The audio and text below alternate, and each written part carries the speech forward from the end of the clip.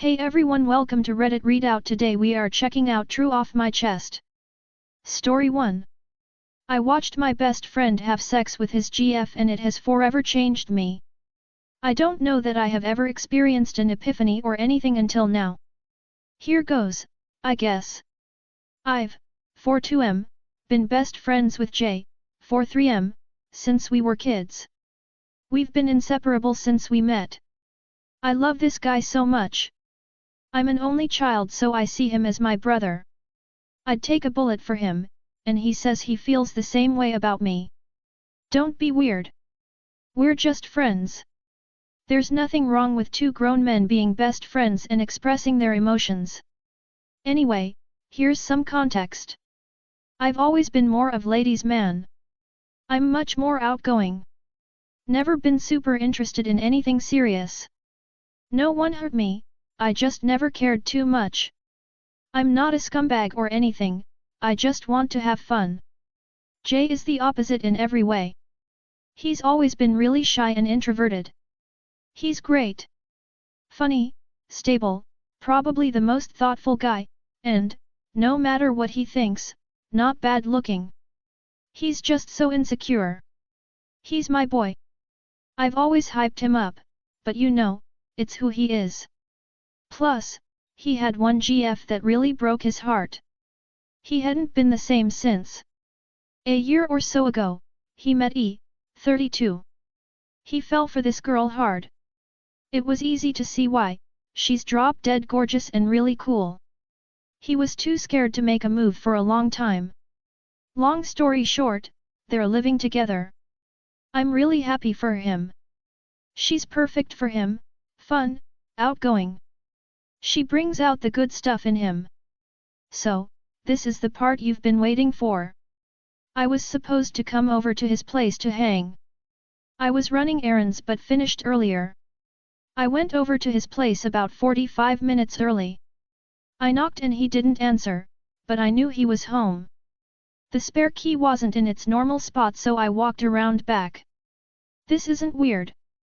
We always walk into each other's houses. Sometimes he'll be at my place when I'm not even home. We're cool like that. He has a big sliding door that leads into his kitchen.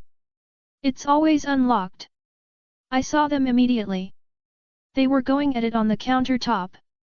I feel totally guilty for noticing, and I would be respectful to his face, but she had an incredible body. I was shocked. Like, deer in the headlights. I was going to leave but I couldn't stop watching. I didn't mean to be a fucking creep. I swear. It was just like something out of a rom-com. They were so passionate. I still can't get over the way she was looking at him. They were so into each other. Don't get me wrong, I've had good sex. I have dated beautiful women. Not to brag. But I don't think I've ever experienced something like that. It kind of made my heart hurt. I don't know how else to say it. It made me realize that I want someone to love me that way. I've never felt lonely before. I've never once thought I would be the kind of guy that wanted a wife. But now, I kind of do. I want what they have. Anyway, I left. Didn't want to spoil their moment. I came back 45 minutes later. He was in such a good mood, lol.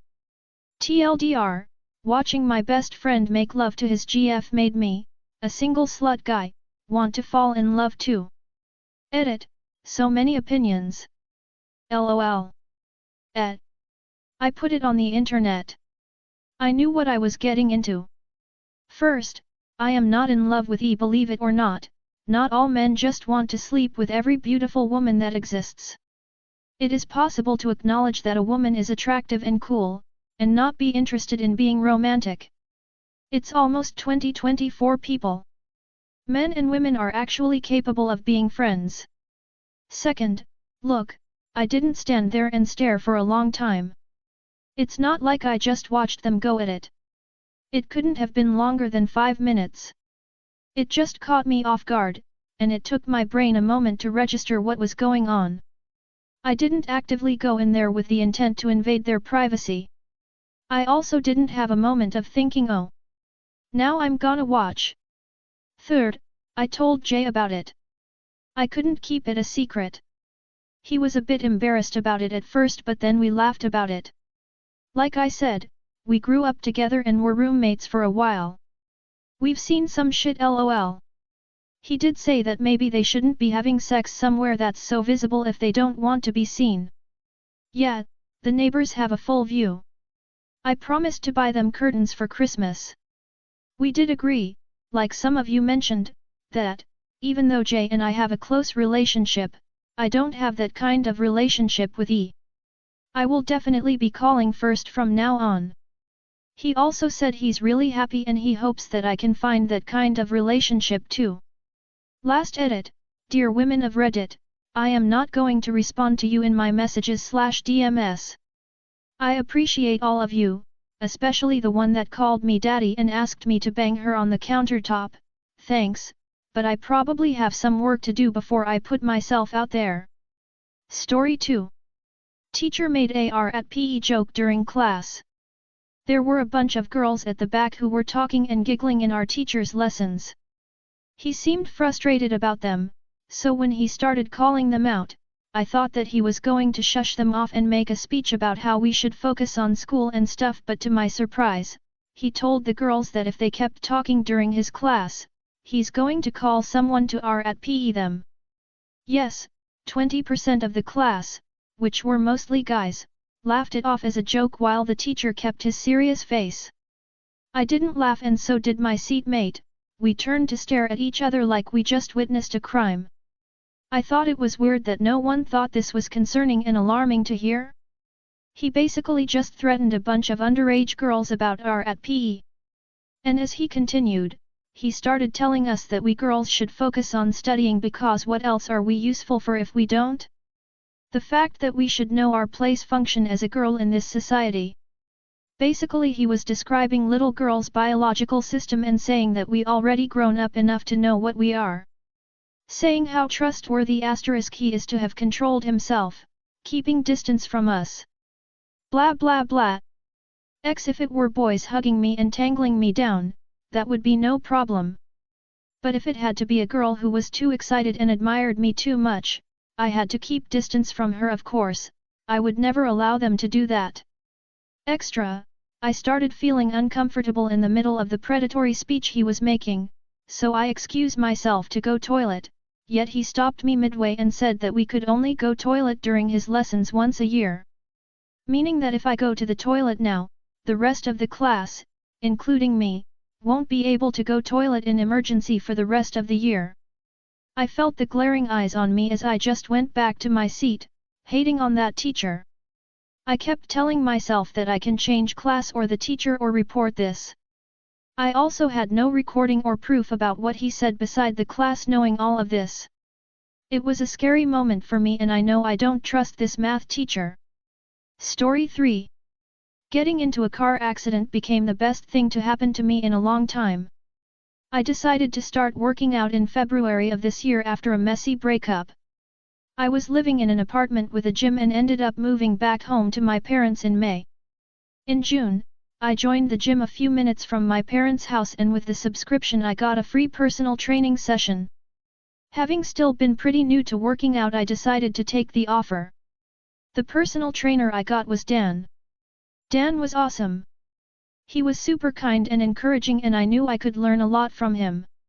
After the free one, I ended up buying 4 more sessions that I would go to every other week. I didn't have the money then so I came by after work the next week to pay. Over the next 2 months I worked out a lot, lost 15 pounds, and got much happier. During the sessions Dan was still extremely kind and an awesome personal trainer. Those 4 hours were fun and I enjoyed chatting with Dan while torturing myself lol. Unfortunately, on August 31st I was rear-ended pretty badly on my way to class. My car was totaled and I had really bad whiplash. Family and doctors told me I could be in pain for 1 to 3 months, so I called up the gym to figure out if I could pause my membership. I'm not gonna lie, I had been crying from pain before I called, so hearing Dan's voice on the other end was a relief. He helped me out with the membership and we ended the call. Just a few minutes later I got a text. It was from Dan. Again that kindness and positivity was glowing through his messages of concern and encouragement. We kept texting daily, just more and more sweet and kind messages from him. This was much more than a guy trying to secure another sale or a personal trainer caring for his client. He was my rock and a wonderful friend during that awful period of time. I let myself get a crush on him. One day we got to talking about how we met. He mentioned how beautiful I looked when I came in after work to buy the sessions. I was all dolled up as he said. I said I wasn't sure if he would ever see me like that again since there's no reason to go to the gym like that. Well, he asked me out. We went out to eat and then to a bar to get a drink. We talked for hours, laughing and joking. I didn't want the night to end. It's been almost 3 months since that first date and we are a couple now. I'm so happy and grateful that I got to become close to Dan, even if it was from such a misfortunate event. Be the first to comment. Nobody's responded to this post yet. Add your thoughts and get the conversation going. Story 4. Closure didn't make me feel better. Background: a year ago I slept with an acquaintance I really liked. We weren't dating but it was heading that way. We were supposed to hang out sooner, but he was sick so I cancelled. I called to be sure he was better before making new plans. He lied. He told me the next day he was still feeling sick when I asked how work was and my heart sank. He gave me COVID. I almost died. I was in the hospital for 5 days, and when he found out I was in the hospital he transferred to another location for his job and moved to a city far away without telling anyone first. He told our mutual friends he moved but not why, and completely ghosted me. I have had a year to think about what I would even say to him. I spent a lot of nights crying and thinking about it, especially whenever I got sick because there's permanent damage to my lungs. I just had a cold become pneumonia despite all of the medications they gave mine to help my lungs cough well enough to hopefully prevent that. It's a constant reminder of the decision he took from me. He robbed me of the ability to make choices for my health and for what? To get laid? My life was worth that? He knew it was important to me and he knew how bad COVID would be for me, he just didn't care. He texted me today. I got to tell him off like I'd wanted. I got to describe the ways it still affects me and my health. He said he didn't know he was sick so I provided screenshots. He didn't like that his name in my contacts is Plague Rat. He didn't take accountability. The best I got was "I'm sorry you were panicking" right before he asked to sleep with me again. I shit you not. I got to be as mean as I wanted and talk about how devastating the betrayal was emotionally, how it would be fucked up even if it didn't almost die because I couldn't give informed consent for even just hanging out. I won't visit with friends when they're sick, and he knew that. I got to say everything I'd ever wanted to. Get closure. I wanted this for so long, but I don't feel any better.